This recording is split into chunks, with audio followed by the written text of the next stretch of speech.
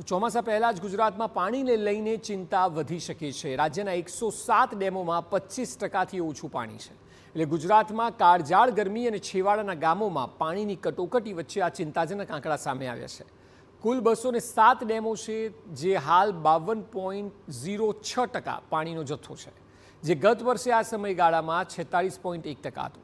જળ સંપત્તિ વિભાગના 4 જૂનના રિપોર્ટ મુજબ રાજ્યની જીવાદોરી સમાન સરદાર સરોવર ડેમમાં ચાલુ વર્ષે 68.69% પાણીનો જથ્થો ઉપલબ્ધ છે, જે ગત વર્ષના સમયગાળા દરમિયાન 55.57% હતો।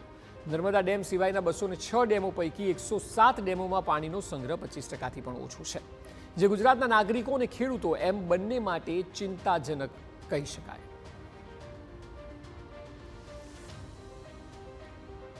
એ સાથે જ એક સારી બાબત એ છે કે હવે ચોમાસાની શરૂઆત થવા જઈ રહી છે। વરસાદ પડશે તો ડેમો ભરાશે, એટલે હવે લગભગ 15-20 દિવસની વાત છે કે જ્યાં પાણીનો જથ્થો એટલો સમય ચલાવવો જરૂરી છે।